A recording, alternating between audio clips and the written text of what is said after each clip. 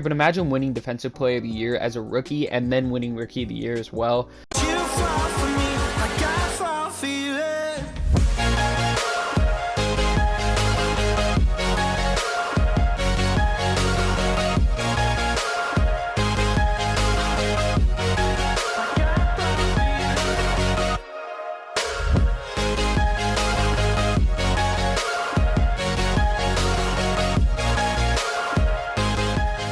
Alright everybody, welcome back to another episode of NBA Now. It's your boy Dom, and we're going to get right into things here today. So, today, we are talking about the Cleveland Cavaliers, and more specifically, Evan Mobley. Evan Mobley was, obviously, as everybody knows, the third overall pick in the NBA draft this last offseason, and, there was a lot of thought of, is he going to go number 2? Is he going to go number 3? Does Cleveland really want him because they've got Jarrett Allen? How is that going to work? And he's put it all to bed to start the season. He has put it all to bed.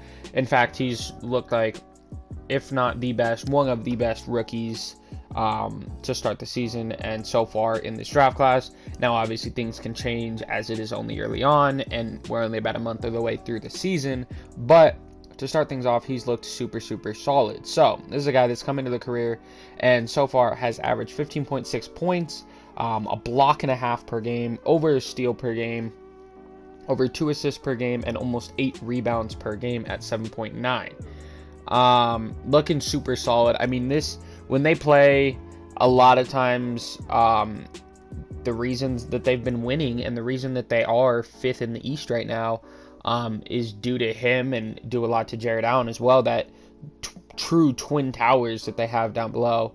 A nickname that belonged to the Rockets a long time ago, belonged to the Spurs, has belonged to these great inside presences, and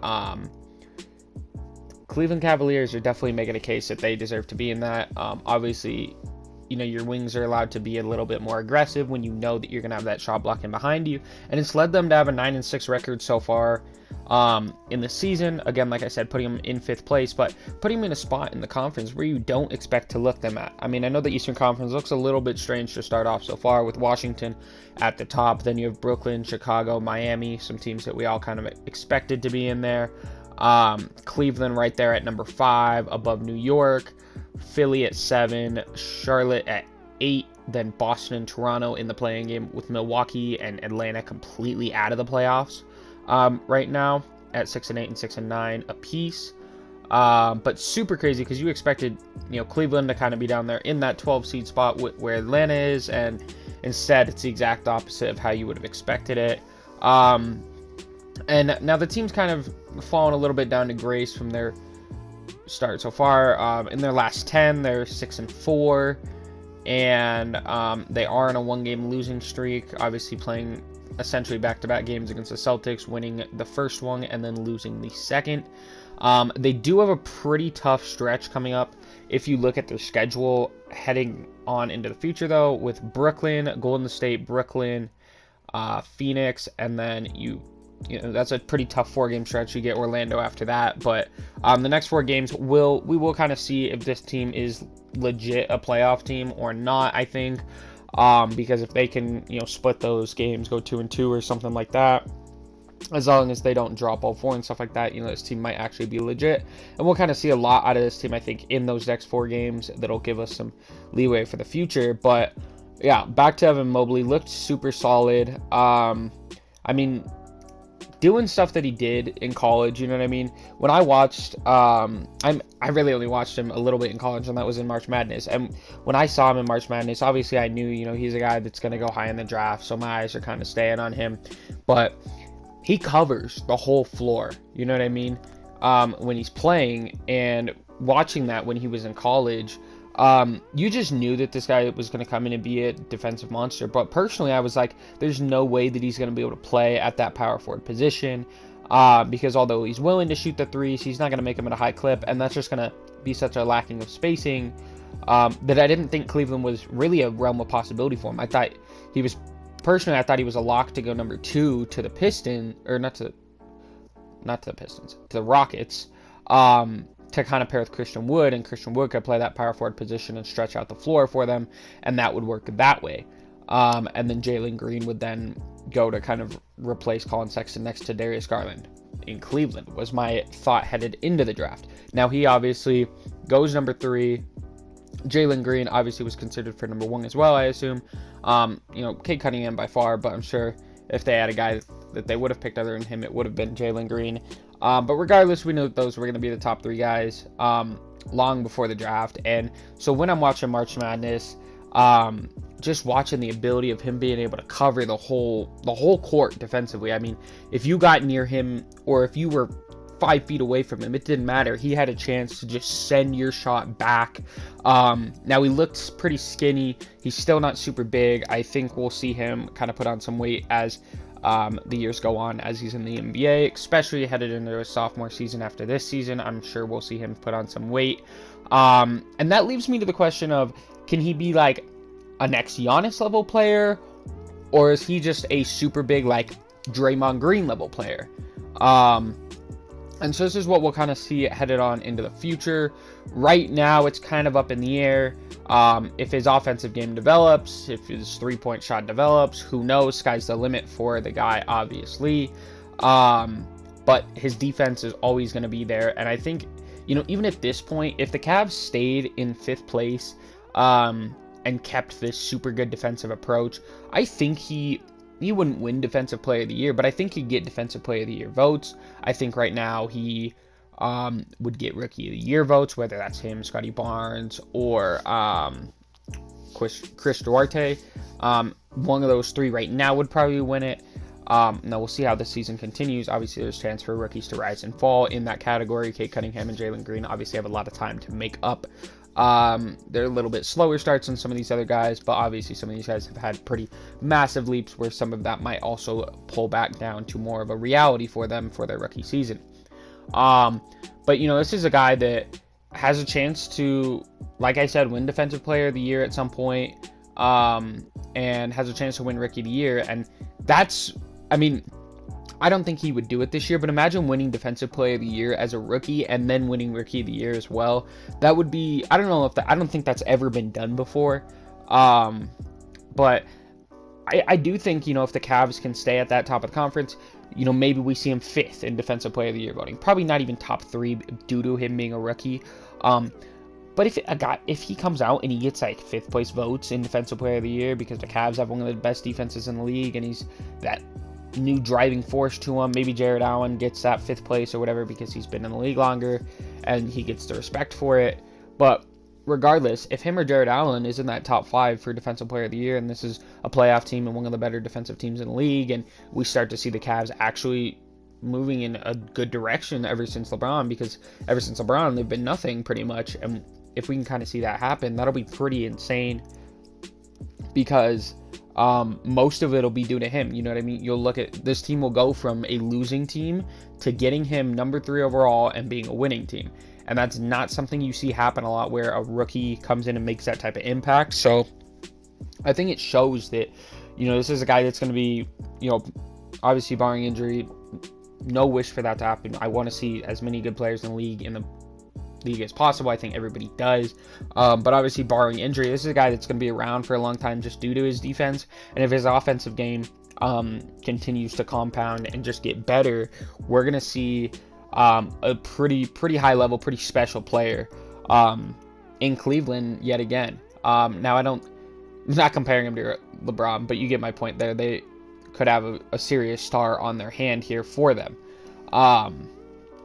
And I've seen there's Chris Bosh comparisons, but he's bigger, he's longer than Chris Bosh, but he doesn't quite have that Chris Bosh offensive game. So there's definitely, it's hard to compare him to, players from the past or players that are in the league right now, because he's just so uniquely different. You know what I mean? He's got that Miles Turner, Rudy Gobert knack for even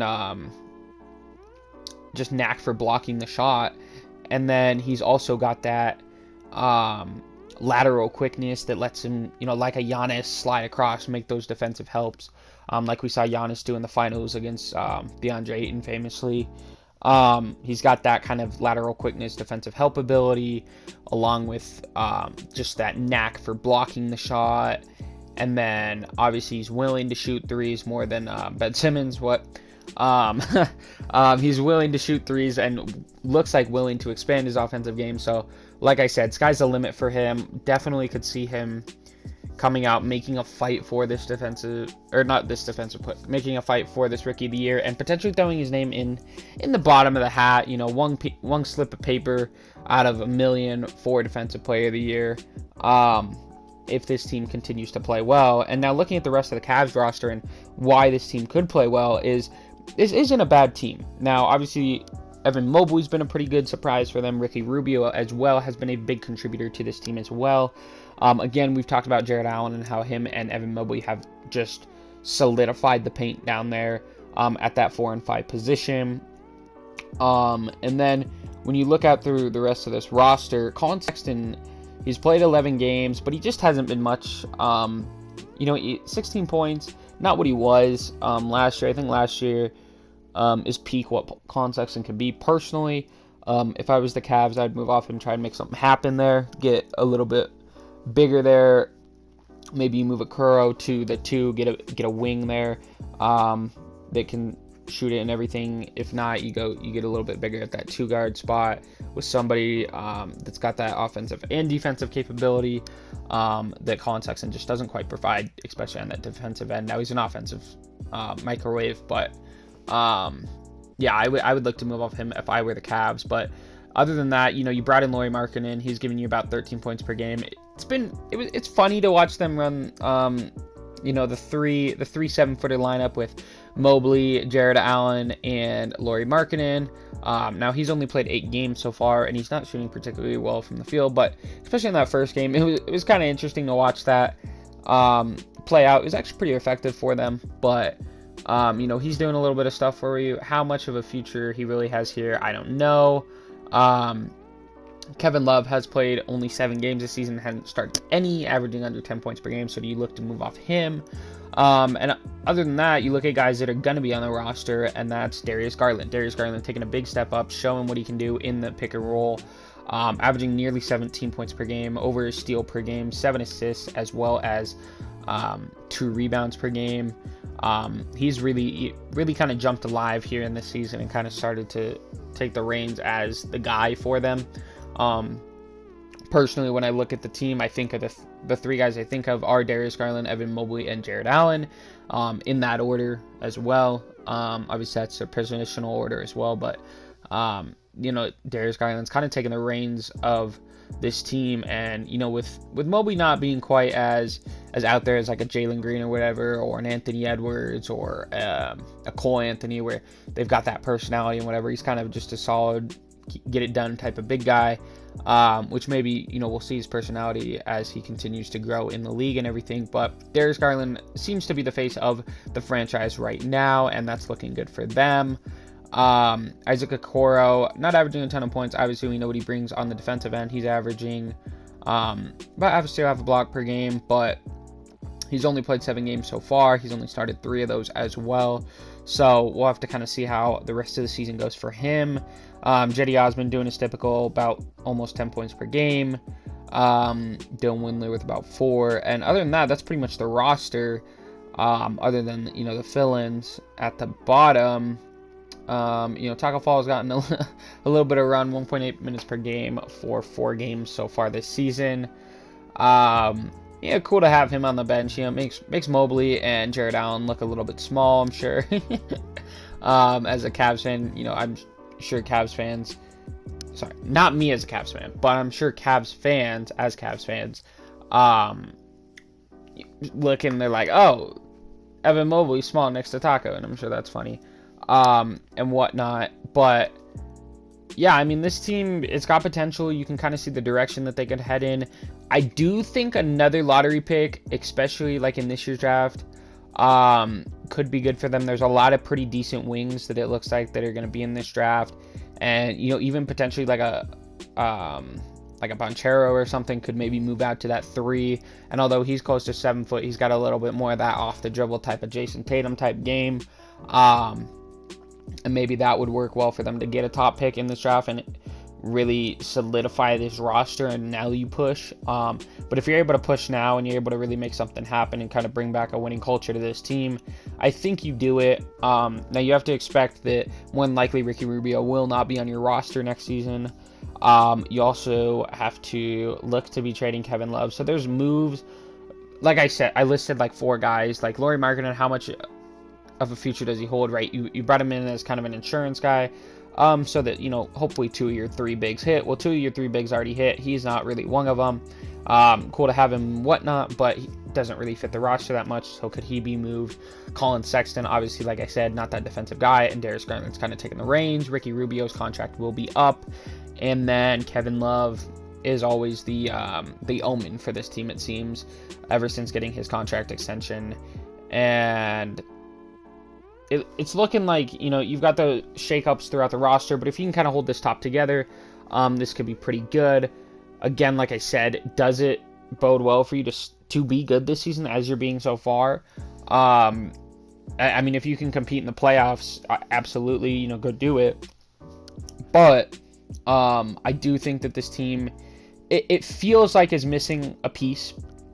Now, maybe you can go out and get that with some of these assets you've got, right? Maybe you move a Colin Sexton and a Kevin Love to, I don't even know what team, because I would say OKC because of Kevin Love's contract, but you're not going to get Shea back, so that's not going to fill that piece. But maybe you're able to move them in some sort of move that gets you, another guy on the wing at that either 2 or 3 position that can kind of just be that secondary perimeter scorer that also isn't a liability on defense. And then you can still have Ricky Rubio off the bench, at least for this season, to kind of be that playmaker, get everybody involved type of thing off the bench. And then you move on to next season, maybe in the draft, maybe somewhat in the mid or late in the draft, you trade up or something like that, or in free agency, you go and you target another guy to fill that void, or to be like a Jordan Clarkson or something with that 6-man type of role.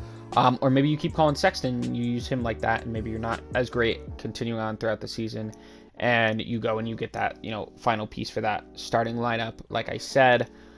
Regardless, Evan Mobley will be a Cleveland Cavalier for a long time, I believe.